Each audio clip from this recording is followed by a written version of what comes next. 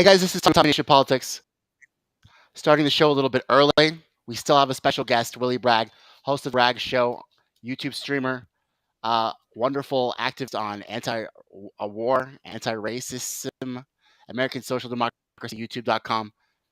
But right now I have Saucelin T. Manson with me from Remember, Jesus Loves You. I'll meet you at the finish line podcast on Spotify or wherever you find podcasts. Right now, he's the right, I'm the left. We're coming together for the common good. He's got some issues. I've got some issues as well. We're going to agree. We're going to disagree. How's it going, Saucelin, first of all? Good? Man, Welcome back. well, thank you. Hey, I'm glad that we're back in a better place instead of being like all spotty and all over the place and having technical issues. So it feels good to be back, fully back together and being coherent and not like being all over, like having Wi-Fi issues and stuff. No, it feels great. It's been a long time since I've been on your show, Tommy. I mean, it hasn't been that long, really. It has been long to me. Like, Yeah, it has been quite a bit some time. About a month. oh, really? Yeah. Maybe it has. Yeah. Maybe it hasn't. But I mean, news has been breaking. I'm going to bring Willie in a minute, but you have some issues. What's your issue, first of all? With the school board? Yes. So if you reside in Milwaukee, Wisconsin, and if you reside in Milwaukee, today, early in the morning, I shared this with Tommy Nation. I shared him the news where a district in Milwaukee, a school district in Milwaukee, voted on a 6-1 decision to start teaching sex education in the school district in Milwaukee, and it goes all the way down to the kindergarten. So that is something that I have a huge problem with, because you can't be doing that's too young of a kids don't know better than that. They're kindergartners. They just are worried about nap time and recess time. That's just brainwashing at a super, super young age. I don't mind high school where it could be an elective, but kindergarten, come on. But see, the kindergarten, aren't they already doing the Pledge of Allegiance? Aren't they already talking about the Star Spangled Banner? That's but you can't be teaching. Yeah, but you can't teach sex education and your gender stuff. Who says? Why not? So you had an interesting though, Saucelin, about how somebody was abused because of their gender, and that's why you care about this issue. Yes. What was that about? So what happened was this individual that my family or my dad is a pastor and stuff, and he was taught this individual that did a funeral and stuff in northern Wisconsin. He committed suicide. This young kid did, who was 12 years old, because he was being bullied by his own gender, and if you're in the Eau Claire area, I'm sure you're familiar with what happened recently, and so it just shattered everybody's heart. See, this is a sad part, and this is why it reaches close to home to me, because that's too young of an age, and that you're confusing kids because they don't know better. And then you have kids that do come out proud. They don't know how other kids don't know how to respond, so they sometimes bully and sometimes suppress them. And that 12-year-old didn't know how to handle it. So the problem to that is that leads to it's not mental illness, it's a struggle. But the sad part is that he took his own life because he couldn't handle the bullying and the harassment. So you're saying he was taught, so I just want to see that I understand what you're saying. He was taught sex education, and that led him to understand his sexuality. And then he was bullied because of that. And so what you're saying is that we should just keep it out of the schools altogether. So he doesn't. I'm not saying we should keep it out. I'm not saying that we should keep it out. It should be, if your kid wants. So, for instance, in high school and in middle school, you have electives. Now, electives are classes that you want to take and you don't have to take. So they're like those electives.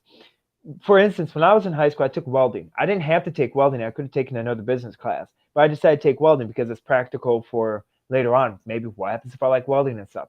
But this individual, he didn't get an opportunity in the northern Wisconsin because it was being taught like in 5th and 6th grade in Eau Claire, and that's what the fuzzy gender came in, and that's what led that whole big school district up in Eau Claire to be a big mess. So he couldn't handle the problem. To that is, it was a huge problem, and that it was too young of an age. I don't mind if you start it in middle school or in high school, because that way the kids can decipher and they can say, okay, you know what? Maybe I don't feel comfortable with this, like this cope a different way. Let's take a different elective. And for kids that do take the gender class, they, along with it, they should be able to get counseling for free, and should be able to go counseling when they're being suppressed or when they feel like they're getting bullied. They should be given counselors from the community, from social workers that come out within the community through the county and come in and help them through the transition that he or she wants to go through. So this thing that was voted on, why can't they implement your process along with that whole sex education curriculum? What do you think about my process? What do you think? Do you think it's kind of whack out of the idea, or what do you think? I Do you think think you've middle thought school it is a good through. age? I don't think it's whack. I think Do you you've think? thought it through a little bit. But what I age think do it's you logical. recommend? I'm not a parent, so I don't have a fight in this, and I never thought about it before. So my opinion literally would mean nothing to you. I mean, you're not a parent, but you, like you said, you have experience with this issue. I don't really think about kids at all. Okay, not grooming them, not anywhere, Yeah. not anytime. I don't ever But think you're about not. kids. But the I whole never thing is do. that Never do. the So whole thing is that it's not grooming them. You know, okay, it's not grooming them. It's teaching them, and it's allowing them to accept their own selves. That's the thing. I think that's good. That's good, You know, right? and the whole thing is that, I mean, I don't know why they couldn't take it. And I've read throughout the article and stuff, and apparently that one person that voted against it, he said that there could have been different alternatives, and he even said himself that 6-year-olds or that 1-year-old, not 1-year-old, that kindergarten is way too young for kids to even start teaching it. I remember starting teaching. I remember health class in third grade and grade and third and fourth grade. That's what I remember. Why can't you start teaching that at third and fourth grade level, not at kindergarten? Because kids don't know; they're going to forget.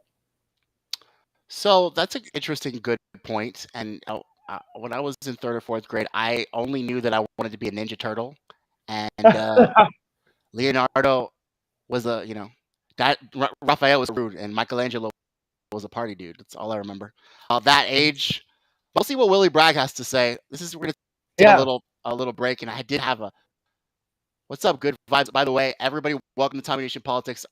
Most of you are probably here for Willie. He's a very popular live streamer. He's got like a lot of he's got a lot of followers. I saw his YouTube channel. Not as many as me, but his are real. We're gonna take a break. So We're are gonna talk with yours. Willie as well. So, I mean, a lot of them Okay. are. They're very quiet though. I'm glad y'all are here today. Free thinking, innovative, minded guys. Tommy Nation Politics. Free thinking, innovative, totally open-minded, new progressive independent media. Tommy Nation Politics.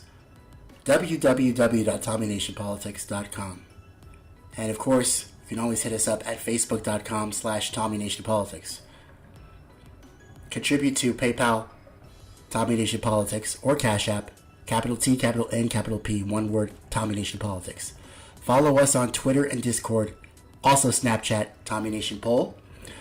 And here is the show, Tommy Nation Politics Tuesday live stream.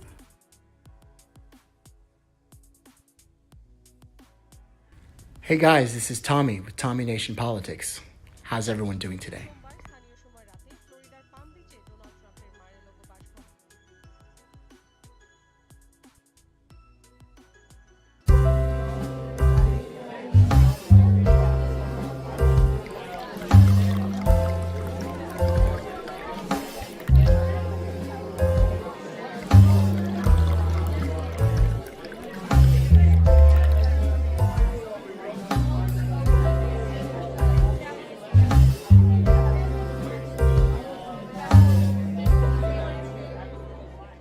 If there were any lingering doubts about Donald Trump's hold on the Republican Party, they were erased Tuesday night.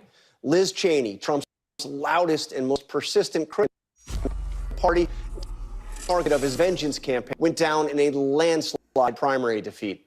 Liz Cheney's decisive loss means at least 8 of the 10 House Republicans who voted to impeach him will be gone in the next Congress. And in state after state, candidates endorsed by Trump for governor, for Senate, and for other offices have failed in Republican primaries. They owe their nominations to Trump and their allegiance too. But as Trump tightens his grip on the party, the legal walls around him seem to be closing in. This week, a federal judge in Florida suggested he released portions of the affidavit used to seek an FBI search warrant for Mar-a-Lago. A criminal investigation, the Justice Department says, is, quote, open and in its early stages. In New York, Trump Organization chief financial officer going to Rikers prison after pleading guilty to a tax fraud scheme. Trump once called Alan Weisselberg a loyal employee and one of the toughest people in the business. Now he has pleaded guilty and has agreed to testify in a criminal trial likely to happen this fall against. And in Georgia, a flurry of activity surrounding the criminal investigation into the attempt to overturn that state's 2020 election results. Rudy Giuliani testifying grand jury, and Trump ally Senator Lindsey Graham is next after a federal judge rejected his effort to avoid testifying. And in yet another legal case, Trump pleaded the fifth, something he had before. Unformer President Cheney acknowledged she lost, while conceding to Trump's chosen candidate a political organization, an effort to vanquish Trumpism and to change power.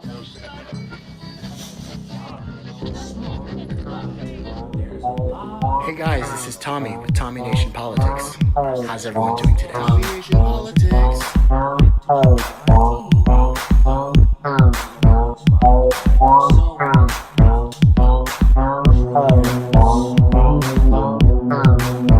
Pelosi's DUI hearing. Paul Pelosi has just pled guilty to one count. The count was dismissed.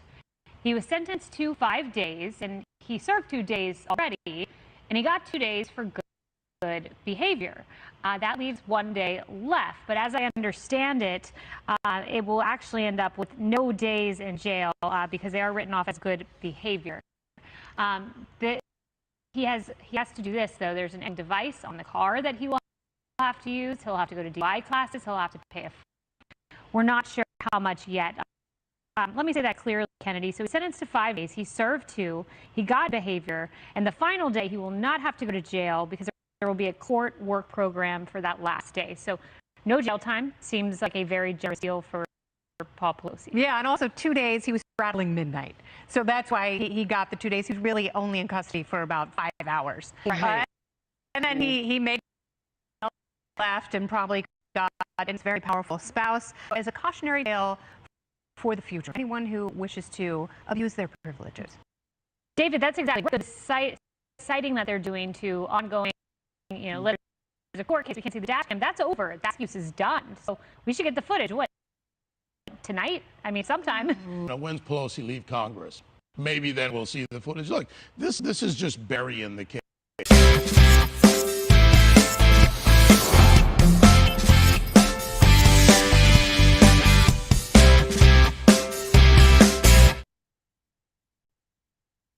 Watkins got into line. Hey guys, this is Tommy with Tommy Nation Politics. How's everyone doing today?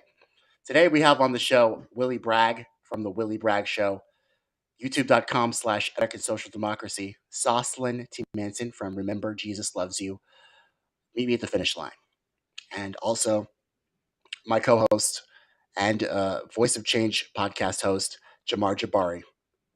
We're going to talk about the flaws in the fake. The flaws in the fake. The flaws in the fake. Flaws in the fake. But remember, guys, if you're watching on YouTube, Facebook, Trovo, or Twitch, make sure that you like, share, subscribe to this video. Make sure that we all get free thinking, innovative, and open-minded. And feel free to join in on the discussion because guess what? There is a chat on. And we all want to hear your opinions and views. Of course, opinions, views, they can all be hopefully backed up by critical data and thinking and analysis, not just ad hominem attacks. Those ad hominem attacks, guys, are not going to be put on the chat, nor are they going to be really regarded, because I don't really care about any ad hominem attacks. I only care about empirical data. I only care about facts, and I only care about the truth. So any ad hominem attacks, guys, just want to say before we begin, not happening, not going to be on the chat. You might as well just leave because you're not being free thinking, innovative, or open-minded. So why would you even be here unless you were just a joke? Speaking of jokes, guys, I have a joke. Well, This is gonna be from $7. for just $67, guys.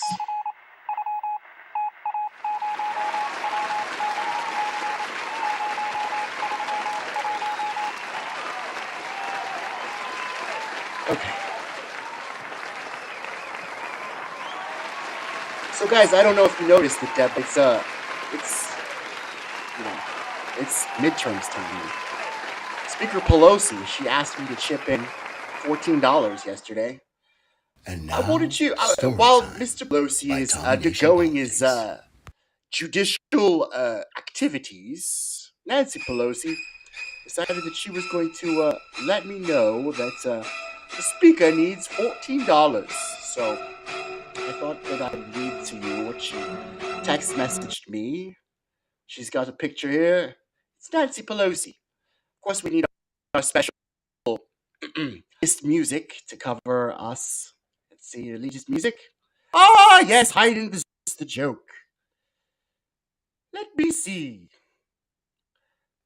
It's Nancy Pelosi. Can you pay $14, Thomas? Thomas! Toasty! I'm in disbelief.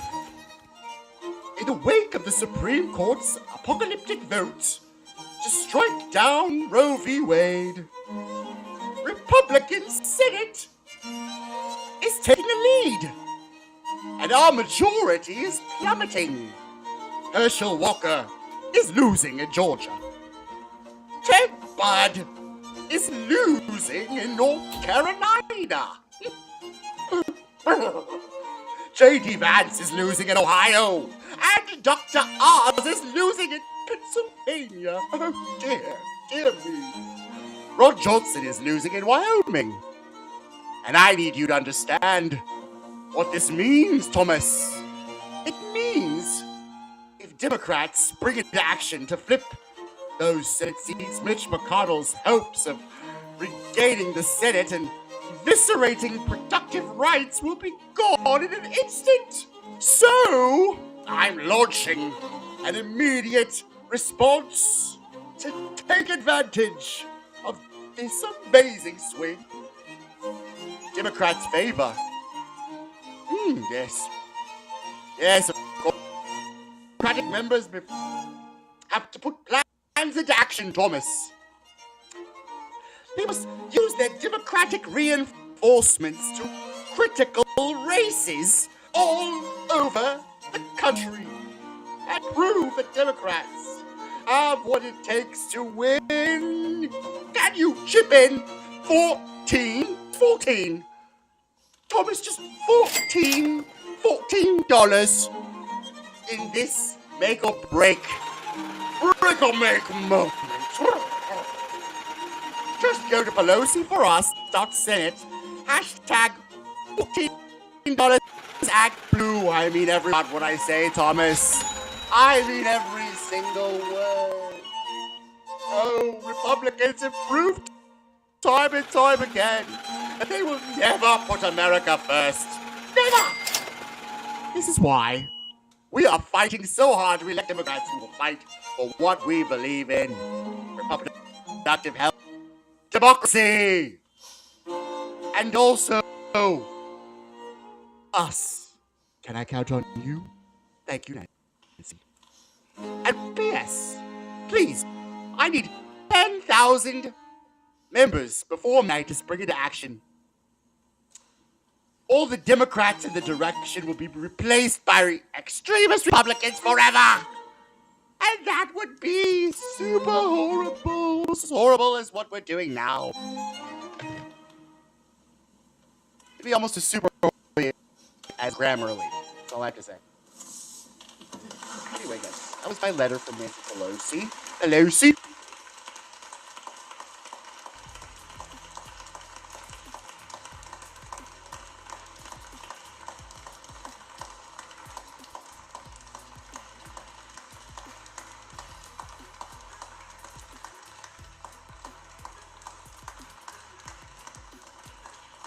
Free thinking, innovative, and totally open-minded. This is Tommy Nation Politics. And this is Tommy Nation Politics Tuesday live stream, brought to you by the Indie News Network. Hashtag GetINN. Check out the link tree at linktree/Indie News Network. And I'm Tommy with Tommy Nation Politics, of course. Be free thinking, innovative, and totally open minded. Today we're going to talk about the flaws in the fake. To join the fight, always hit me up with messages, comments, concerns at the facebook.com/Tommy Nation Politics. And of course, you can always hit us up on our main website where we have documents, reports, blogs, and other fun, free thinking packages for you, my listeners. www.tommynationpolitics.com.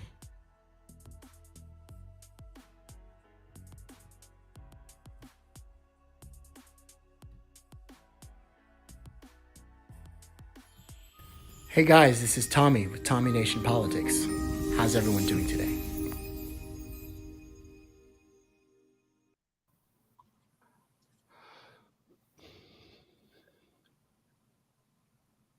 Guys, this is Tommy with Tommy Nation Politics. It's Tuesday, and we are free thinking, innovative, and open minded. I have with me Jocelyn T. Menson from Remember Jesus Loved Me, I'll Meet You at the Finish Line podcast. And of course, my very special new guest, WILLY BRAGG, who is a YouTube sensation streamer.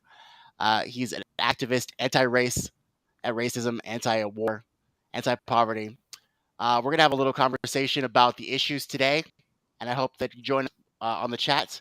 How's it going, Willie? How's it going, Jocelyn? It's going pretty good. I'm good. I'm glad everything's working. Willie, y'all can hear me well, right? I can. I can hear you. Willie, I really enjoyed your take on the Brianna Joy Gray, and also the Nimiki Konst running for the New York Legislature Senate seat. It seems like you can spot out the flaws in the fake. We've got, of course, these progressives and civil rights organizations, labor unions that have urged President Biden's administration to provide large amounts of student loan forgiveness. That's the big thing that's going on today. Do you have any takes on the student loan forgiveness? The Biden administration has talked about $10,000. Is that enough? What's your take on student loan forgiveness? No, it's not enough. I mean, I just think it's a given that college ought to be free. I mean, it is free in most places around the world, and if it's not free, it's pretty damn close to free. And it used to be in this country, while we never had free tuition per se, some states did, but it was at a reasonable cost. And now tuition and going to college, the price is escalating, and it's totally unnecessary. It is very unnecessary. What's even more unnecessary are the establishment Democrats and their donors talking about how this is a school issue as well, Jocelyn, so jump in if you want. What do you think about student loan forgiveness? Because their donors are clearly saying that this might actually up inflation. Is that something that you think is accurate?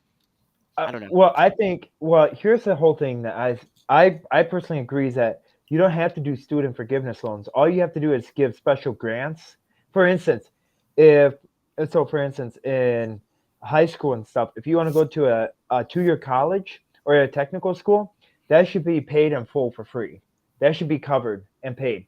And so, for instance, if you want to pay, if I were to go in welding and if I were to go to Madison Technical College and I'm like, hey, I want to go welding and stuff, therefore, my costs would be covered for free. And all I have to do is just show that, hey, I'm willing to work in the workforce.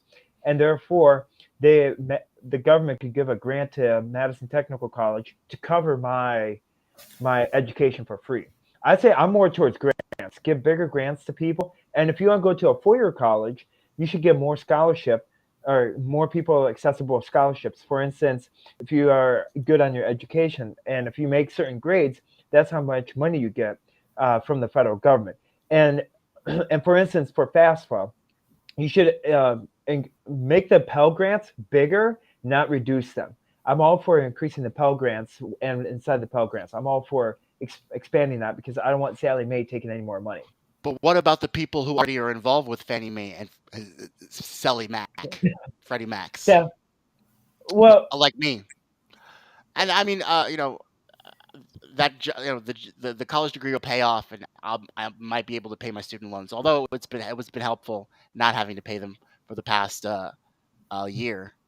But this seems to be just like a political football. And what do you say? What do you guys say to all the people that already have student loans? The grants aren't going to do anything for them?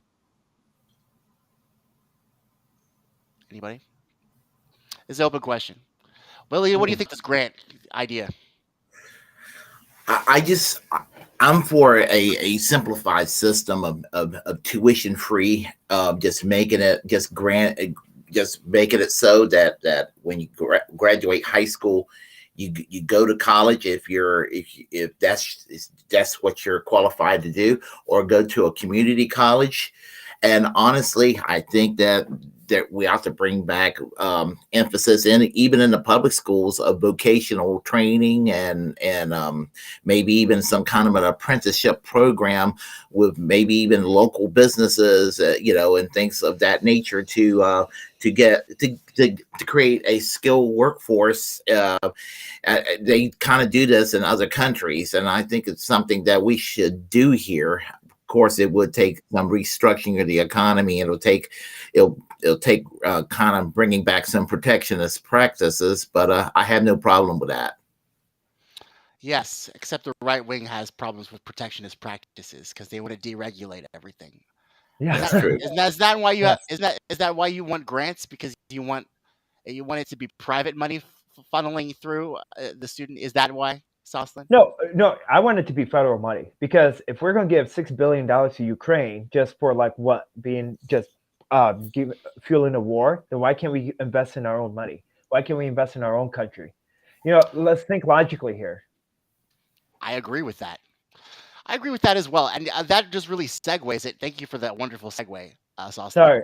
Hey, That- I'm a realistic thinker. If you're going to give out money to, like, for instance, we shouldn't be giving $315 million to Palestine, all right? And then we shouldn't be giving out $1.8 billion to Russia so we can pay for OPEC and we can pay for other Middle Eastern oil. And we should be I don't investing our understand own. why we are in the first place. Me with too. I OPEC. don't either. They held us Well- hostage. They held the economy hostage. It was the president. Yeah, They did. and they're Russia. This is why it's a proxy war. Why are we giving so much money? You know how much money we could have invested in our own country, into our own infrastructure, into our own buildings, and building like these solar plants and nuclear power plants? We could have built so many with the $2.3 trillion we've given to Ukraine already. Heavens forbid, $6 billion. Let's worry about our veterans, and let's worry about, giving everybody at least another stimulus check of $2,400. I mean, let's think logically here. It's funny how Nancy Pelosi in her text message told me that the Republicans are never going to put America first. Here we are. I don't know if you heard the news, Willie. It just broke today from Reuters, from AP, and from the New York Times that we're doing a 6-month anniversary package to the Ukraine, their biggest aid package yet. It's going to be at least $3 billion. At least $3 billion. Meanwhile, we don't have health care, a living wage.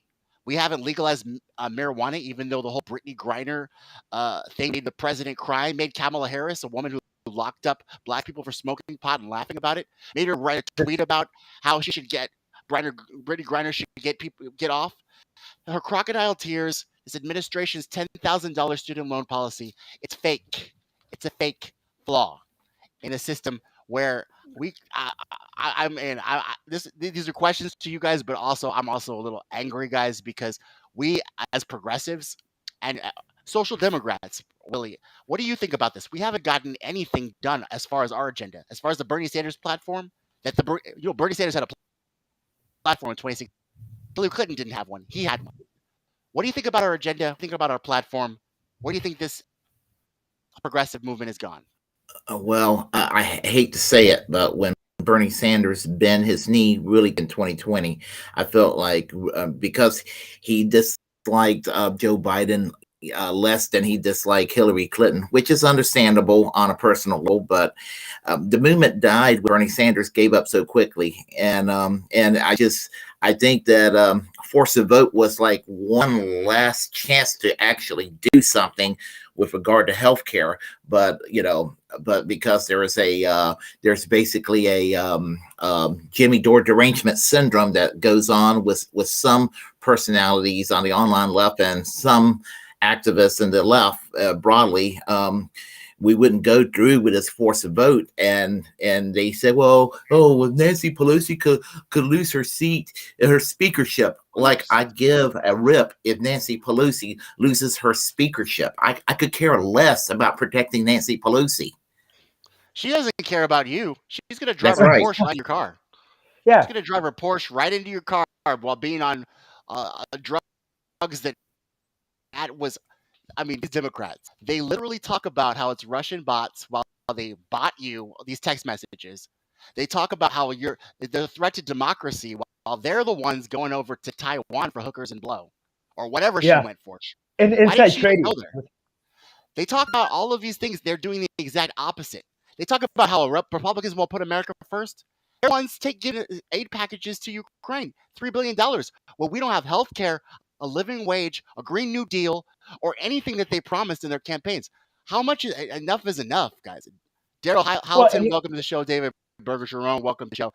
David says, I sound like a conservative today. I sound like a pissed off nonpartisan. But go ahead, Sauce. Well, I tell you, go ahead. Okay, so here's the whole thing. Okay, why can't, so I don't know if anyone heard of, saw the 10 drug prices in the Inflation Reduction Act. Okay, well, their Democrats are saying, oh, we did something great for the healthcare thing, for the healthcare system. Well, if you read into the bill, when those 10 drugs, which include like insulin and all that, when the prices go into effect, it goes into effect in 2026. Why can't it go into effect right now? They don't have any problem giving $350 million to Palestine overnight. They don't have a problem giving over money to like any other country. It's the same trick they pulled about slavery. Oh, we're going to make slavery illegal in 50 years. This is the exact same trick. And then not only that, but then after 2026, after the 10 get legalized or 10 drugs get like lower costs and stuff, then they're going to add 10 more drugs or 10 more medications off of Medicare and stuff in 2029. I mean, you want to talk about putting America last? The Democrat Party is double hypocrisy. I mean, I agree with you, Tommy. Why can't we be off of Bernie Sanders? But AOC, I think she seeks attention. So she'll say anything to get attention. She really doesn't have a platform. But Bernie Sanders has got the strongest platform. He's got a strong foothold. So I say piggyback of Bernie Sanders. She's got logic and reasoning. What do you think? Well, yeah, I think, Willie, you were saying something. Go ahead. Yep. Oh no, I'm just saying that I mean, it's just I don't know what we're gonna do at this point, because I think that as I said, for 2024. I don't think Bernie Sanders is going to run again in 2024, and I think that they will probably try to do what they did in 2016, 2020, and 2020 to him, and so I don't know I don't know how we could sit there and rely on a Democratic Party that pretty much is to the right of Boris Johnson's Tories in the UK. Boris Johnson's Tories are more progressive than the Democrats are here. I hate to say that. I mean, it's true, though. They're not progressive. These guys are not progressive in any way. And going off of Soslin's point about AOC, she has literally been potty trained. In fact, potty trained her so hard that they're talking about an Alexandria Ocasio-Cortez / Cheney ticket. For real, on the Hill. Yeah. It was reported Yep. on the Hill that they are literally going to go, and they're going to just totally throw away Kamala Harris. Because every time Tulsi Gabbard gets on television and speaks the truth about Kamala Harris, her approval rating dips worse than Joe Biden's. So the Wall Street, the military-industrial complex, and the banks have like completely ruled out Kamala Harris. She's had her chance. She laughs at the most inappropriate times. Ha ha ha, burn hits. Ha ha ha. I didn't write Medicare for all. I did. Oops. Border. Oh, I went to Taco Bell. I mean, none of her jokes are funny. And American people are suffering. So they're moving on to other people. And AOC Willie, is on the list.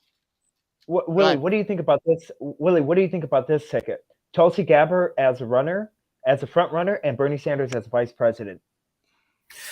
Actually, in 2020, I was a proponent of Bernie Sanders running and Tulsi Gabbard as the running mate at that time. I respect Tulsi, and I'm not like a politically correct person that wants to hold people accountable and cancel culture for every negative position, but she's taken some positions that I have been uncomfortable with since she dropped out. So I'm not, but at the same time, I'm not going to write her off because she's been so correct on foreign policy. That is the one saving grace she's got. I mean, like 95% of the time on foreign policy, she is so much better than everybody else. But the fact that they're talking about running AOC and Liz Cheney, that'll never happen. The Democrats will probably have Liz Cheney on the ticket, but they'll never have AOC on the ticket for the same reason they'll never have Bernie Sanders on the ticket. Because, again, I'm going to quote I'm going to quote Jimmy Dore. Jimmy Dore said they hated Ralph Nader because they gave us George W. Bush. Now they love George W. Bush and they still hate Ralph Nader. This is the Democratic Party in a nutshell. But isn't that correct? But isn't it good though to like put Bernie Sanders as like the second running mate and Tulsi Gabbard? Because you need a person that has, like, if you're gonna run, I would want a moderate Democrat that's got logic, reasoning, and that can work with both sides. AOC, she can't work with her fiance right now because they argue about the dumbest things. And you also add, so I rather have Tulsi Gabbard as running because at least she can work on both sides. You know, she can work with the Democrats and she can bring that moderate votes because now you have more independents that are leaning more towards right. I wouldn't be surprised if the House, the Congress, gets lost by the Republicans because you have is so far polarized on each side. So Tulsi Gabbard, I wouldn't mind voting for because she at least is a centrist that can work both sides. Tulsi Gabbard, that's what makes her dangerous to the Democrats Tulsi Gabbard, and Republicans. I don't know if Tulsi Gabbard could really work with both sides because she's kind of polarizing herself. She's hated by, I mean, she's loved by a strange group of people. I don't mean strange in a bad way, but she's loved by an unusual coalition, ideological coalition of people, but she's hated by an unusual coalition of people. The neocon Republicans hate her. The corporate Democrats hate her. The far left of the Democratic Party loves her. And some of the more libertarian leaning and paleocon leaning members of the Republican Party loves her. That's the weird relationship that we see. I love it. I love her. I'm a far leftist and I love her. And I think it's funny that my libertarian friends love her. I think it's funny that Sauce likes her. I love her. I think she's a unifying I like her. I like her. The neocons and the conventional Democrats are the two people we need to get rid of. ASAP. Like ASAP. What about Tom Yang? What about Tom Yang? Like, what about the Forward Party, the new third party that Tom Yang and that Elon Musk are going together? And Yang, is that his name? Tom Yang? Andrew Yang. Andrew Yang. Yeah. What do you think about his? What do you think about Andrew Yang's new party, the Forward Party, which is like a new libertarian? No, I don't like the party. I like Andrew Yang when he was proposing UBI, but Andrew Yang lost his way after he dropped out, and basically he ended up standing for nothing. And if you look at the Forward Party, they got some flying platitudes, but really what it is a political. It's basically a pro-stability party of corporate Democrats and corporate Republicans that wants to come in there and say, well, we're different because we get along. Well, you're going to put a third party that basically takes the basically polite people from both parties to create a new party to combat angry people from the two-party system that actually agree with the same crap that the polite people who are getting together with Andrew Yang agree on. I don't get it. I don't get why he's still. I mean, he's weird, Andrew Yang. He's kind of rough around the edges with the whole it's math to propose a UBI. And then he'll talk about happy birthday, Henry Kissinger. You know, I'm just like, what is going on, guy? I just don't understand Andrew Yang. I really don't understand. Like, he's got great points, but then he like stands up for the worst people in the world. Well, and he's got I'm sorry, I don't want to interrupt you. Go ahead, Saucelin. He's got. Well, and then there's something, he's doing something right. I don't know what the party's standing on, but he's getting traction because he got Elon Musk to join the party and to get him funding. That's another thing. That's another thing that's weird about Andrew Yang is Elon Musk is a billionaire. And I don't like billionaires. I know where their money comes from. It comes from the exploitation of labor. It comes from the funneling of wealth from us and the extraction of our resources. It comes from the outsourcing of our jobs in Malaysian sweatshops and Chinese Communist Party work camps. That's where his money comes from. So let's not get it twisted. And Andrew Yang is, yeah, you're right. So that's what scares me about Andrew Yang. But Daryl, everybody's making good points, by the way, on the chat. I want to say, y'all on the chat, there's tremendous winning, good ratings. All the fraud squad is doing is trying to climb the career ladder, including Bernie. Unfortunately, that's what Daryl's point. Very good point, Daryl. I mean, Bernie's outlived his usefulness, just like Donald Trump has. Donald Trump, when he's got his house raided, talking about the radical leftists, and not even knowing history about how the FBI used to literally go after communists who were the radical leftists. Donald Trump literally just Bernie and Trump need to go. We need someone to run outside this two-party corrupt system. Now, so that's an interesting point. Like we just talked about, like Willie just talked about the whole Ralph Nader thing. It's a tough thing to do because these two parties are they're a monopoly. AOC, this is an interesting comment by David Bergeron. AOC is Donald Trump from 30 years ago. What do y'all think about that? Anybody have any comments about that comment? What do you think about AOC is from 30 years ago? I do.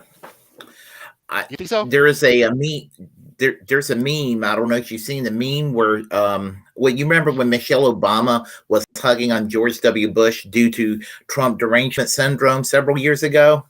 Yeah. Well, somebody altered a meme and put Donald Trump's picture over George W. They took George W.'s head out and put Donald Trump's head in, basically worrying about the next quote unquote fascist that comes into power. Well, I created one myself where instead of Michelle Obama hugging Donald Trump, is AOC hugging Donald Trump in fears of a Ron DeSantis presidency. Because I really believe that probably will likely happen, that when Ron DeSantis becomes president, that Donald Trump, because he has personality clashes with Ron DeSantis right now, he's probably going to kind of grift back toward a centrist or moderate or even a liberal direction. And the Democrats, being the shit libs that they are, they're going to go and rehabilitate him the way they rehabilitated George W. Bush and Liz Cheney. I don't think Ron DeSantis would run. You don't think Ron DeSantis is going to win? I don't know. Check this out. Okay, go ahead. I was going to play a video, actually. Because, this is interesting. Check this out, guys. Rebuilding between former President Trump and Florida Governor Ron DeSantis, two political allies who may one day become rivals. They've been sniping at each other over the last few weeks, and the governor kept it going today. Our senior political reporter Michael Putney has the story from the newsroom. Eden, Calvin, today the governor once again refused to say if he has gotten a booster shot. Former President Trump says he got his and says any politician who refuses to say if he's been boosted is gutless. A spectacular job in Florida. There was a time not long ago when Trump and DeSantis had a bromance going. It's a true honor to be standing here endorsed by the President of the United States. Trump's endorsement helped catapult DeSantis to the governor's mansion. He returned the favor by praising Trump on Fox News and at his rallies in Florida. Is Southwest Florida Trump country or what? The falling out between DeSantis and Trump has been over vaccinations. I've taken it. I've had the booster. Many politicians, I watched a couple of politicians be interviewed, and one of the questions was, did you get the booster? Because they had the vaccine. And they're answering it like, in other words, the answer is yes, but they don't want to say it. Because they're gutless. You got to say it. Trump clearly was referring to DeSantis, who says he got one shot of J&J. Have you gotten the booster? So I've done whatever I did, the normal shot, and that at the end of the day is people's individual decisions about what they want to do. The rift between Trump and DeSantis this week even reached the front page of the New York Times. And today, DeSantis kept it going when asked again if he has been boosted. that's something that, I think people should just make their own decisions on. I'm not going to let that be a weapon for people to be able to use. I think it's a private matter. Not private to Trump pal Roger Stone. Here's my beef with Governor Ron DeSantis. Stone's beef is beside the point. The point being, will DeSantis publicly say he won't run for president in 2024 if Trump does? Ron is running for president, and with Fox's help, he'll beat you. DeSantis doesn't need you. He even came to New Jersey, just down the road from Bedminster, and didn't pay his respects. And there's nothing you can do about it. The governor says he is just running for re-election. Mr. Trump has not said if he'll run, but reportedly told advisors he's waiting for DeSantis to say the magic words, which are, "I won't run in 2024 if you do." Might be a long wait. Michael Putney, Local 10 News. You have a lot to talk about this Sunday. Looking forward to your show this weekend. What? Be building between former President. Guys, there's trouble in paradise, guys. Oh my God, by the way. I just want to let y'all know that I love Republican primaries. These guys are monsters. They're soulless cretins. Even and they don't pretend about it. That's the great thing about Republicans, is they don't pretend to be evil, soulless cretins. You just heard the guy. He didn't even need your thing. They're so petty. Guys, it's the best television on earth. Swear to God. 2016 primaries was very, very entertaining. I mean, it was the best entertainment around. And I mean, it's not that I'm a fan of Trump, but I just love how he destroyed them all on stage. I mean, especially Jeb Bush. I mean, I love how he basically just went after Jeb Bush and Ted Cruz and Marco Rubio, all of them. I mean, that was just beautiful entertainment right there. I mean, I don't have his politics, obviously, but I mean, I was watching. I was just I was laughing my ass off every time I saw Donald Trump do this. It was like watching Saturday Night Live. I mean, it was true. The good, valuable thing about Donald Trump for the left is the fact Donald Trump eviscerated the Bushes. He destroyed the Cheneys. He did the things that the Democratic Party was supposed to do but didn't do. Trump did it. And that's what drives a lot of liberals crazy, is the fact that here we got a guy who they call a war criminal, who literally bombed the Middle East, turned the sand into glass for his own company, Halliburton, right, to enrich himself.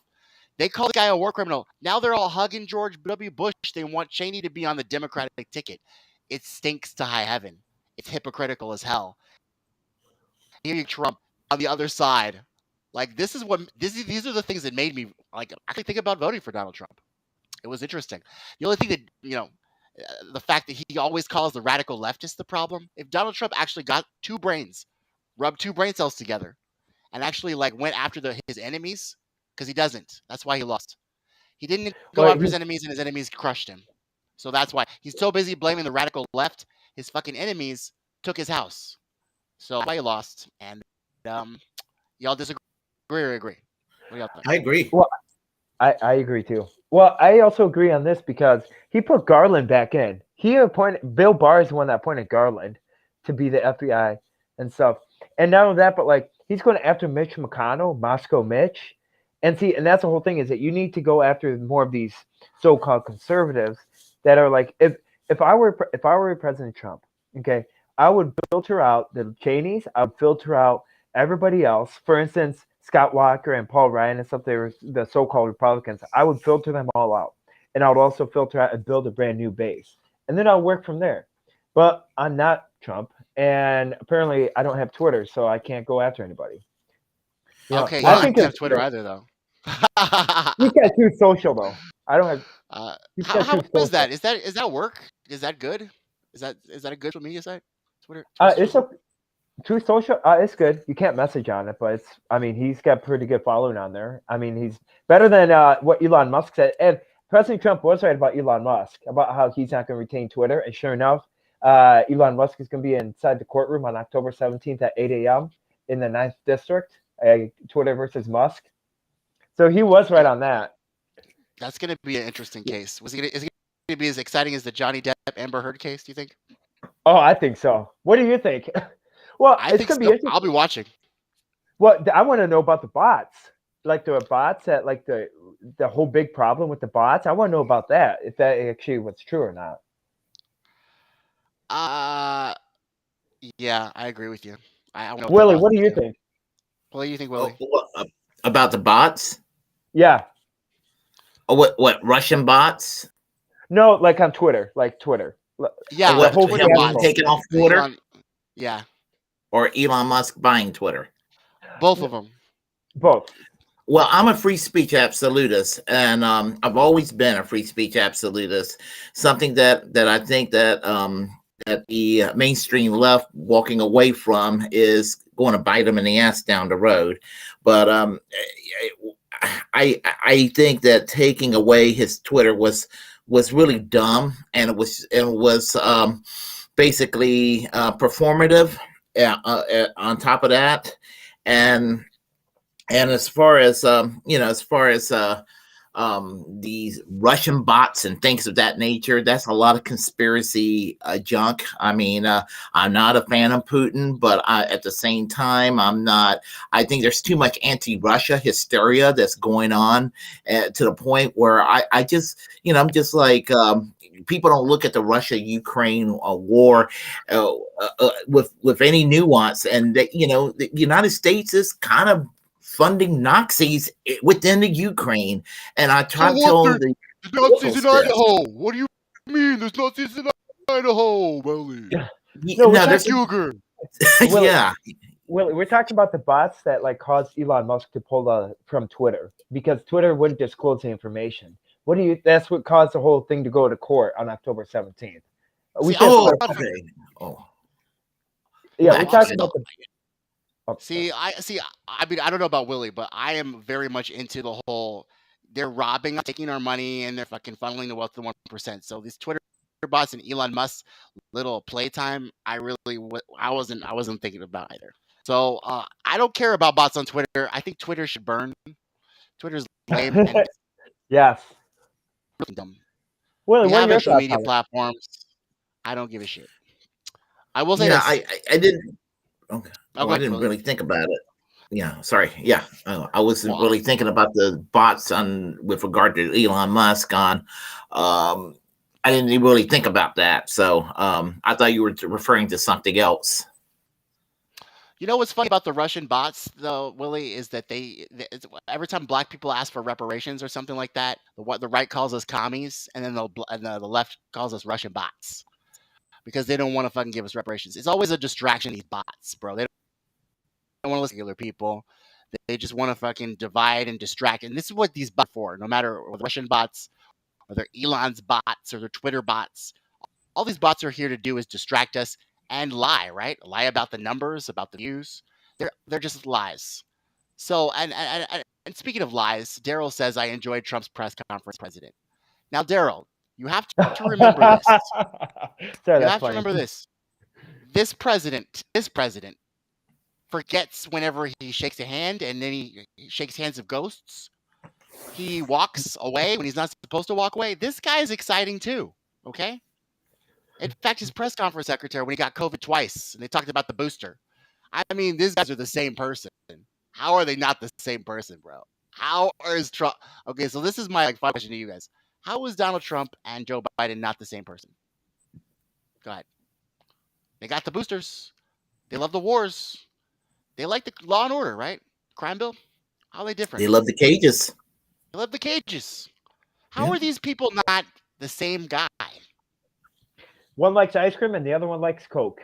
That's what. Oh, Southland. All right, guys. I gotta put that in there. That was perfect. It was Diet Coke, though. It was Diet Coke. Well, Trump likes McDonald's, though. Trump likes McDonald's, and then Joe Biden likes ice cream from ice cream trucks. And once you hear the ice cream bell, he's rushing to the next. Hey there, look, Jack. Look, Jack, did you get the last icy? And then he says something about Indian people in 7-Eleven, right? Yeah. Yeah, and then he also said something about the Mexican people, how Joe Biden called them tacos. Oh my gosh. Did you hear about that? Yes, I did. Oh my God, you can't be talking about that. you talk about a party that's like gotta be careful with not stereotyping people. You want to talk about hypocrisy? That is at its finest. You ain't black if you think that, Sosslin. You ain't black. I know. Well, this guy's full of them, bro. No, but look, I'm not Trump. I'm not that guy. That we can talk about everything that Trump did. Joe Biden did even worse. So I don't get it. I don't understand why conservatives don't love Trump. I love Joe Biden. You want small government, guys? Here's basement government, huh? Well, here's the thing. I mean, y'all remember Law and Order? Here's a crime bill, right? In Psycho. I love it. You both might be a little bit younger than. You both might be a little. Go ahead. I'm sorry. You both might be a little bit younger than myself, but I don't know if y'all have ever heard of Senator Jesse Helms, but he was very good friends with Jesse Helms when Jesse Helms was alive and a U.S. senator, and Jesse Helms was a senator from North Carolina, and he was a segregationist before he became a senator. I mean, he was still a segregationist when he got elected in 1972, but he never gave that up, and he was very forthright about his. He never gave up his segregationist point of view. And anybody who ever called Jesse Helms a racist, a lot of Republicans just say, "How dare you call this man a racist?" And they just got angry when people called Jesse Helms a racist, but he had a racist history. He was a member of the Raleigh City Council in the 1950s, and he campaigned as a segregationist, and he worked for a Dixiecrat named Willis Smith, who defeated Franklin Porter Graham in the 1950 primaries in North Carolina. Senator Franklin Porter Graham, who was one of the few Democrats in the South that was for civil rights, a New Deal Democrat, and Jesse Helms played a role in having him defeated. And Jesse Helms was like the worst kind of segregationist, because even segregationists then were kind of vaguely supportive of New Deal liberalism. Jesse Helms supported the economics of Robert Taft, which is kind of a juxtaposition, because Robert Taft, being a Republican, was very, very progressive on race issues, which is really, that's just a weird thing. So yesterday's Dixiecrats became today's Republicans. Not that the Democrats are all that great today, but I'm just saying. Not all Dixiecrats, Willie. There's one Dixiecrat that stayed Democrat, and his name is Joseph Robinette Biden, the 40th president of the United States. Well, guys, we're at the top of the hour. This was a fun conversation. Oh, by the way, legalize marijuana nationally, and we could solve our inflation and recession crisis. I just solved 3 issues. Correct, David. David's a genius, bro. David's a genius. In the word of George Carlin, it's one big club and you're not in it. Try to the same club members. Daryl's a genius. And then Snipe Hunt Master says that. I agree. So I think we all agree, guys. Maybe some of us are right. Maybe some of us are left. So either we hang these guys from the trees like our founding fathers, or we just stop voting for them. I don't know. But I like your ideas, guys. How come we can't have any of these? How come we got to get $3 billion to Ukraine instead of any of this? Any of these things we mentioned, guys, have you noticed that? Like, none of it's happening. It's all just aid to Ukraine. I swear to God. Military-industrial complex. We can't let this happen, guys. I just want to close on this. We cannot let this happen. They think that they could just do whatever they want. They got a super majority. Members are on the way. Both parties, by the way, they're going to vote for this. I know they are. We've got to call Washington. 222-456-1111. That's the White House number, guys. 256.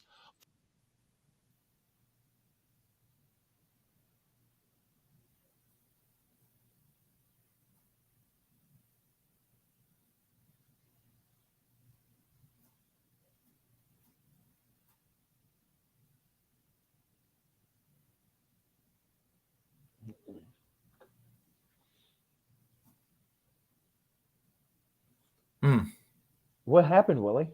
I think that this happens sometimes when I interview people on my program. There's a glitch or something, probably internet connection. Probably will come back. It's happened. Hey, did you get my message on Facebook? I don't know. I mean, I got up a little while ago, so. Okay. Yeah, I will check it though. Okay. No. So, what do you think? Okay, what is your stance on what Milwaukee did today? One of the school districts in Milwaukee with that 6-1 decision regarding the gender, teaching the gender at kindergarten now.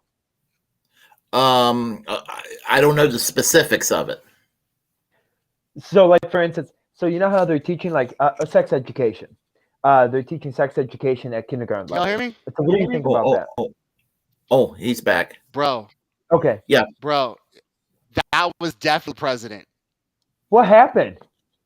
I don't know, but as soon as I started talking about the White House, like I got dipped out, bro. That was creepy.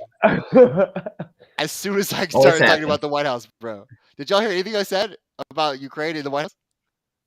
Yeah, you just kind of paused and then you disappeared. Yeah, and then I just telling Rosalind there that every time I interview, sometimes when I interview people, we have an internet connection problem, so it happens.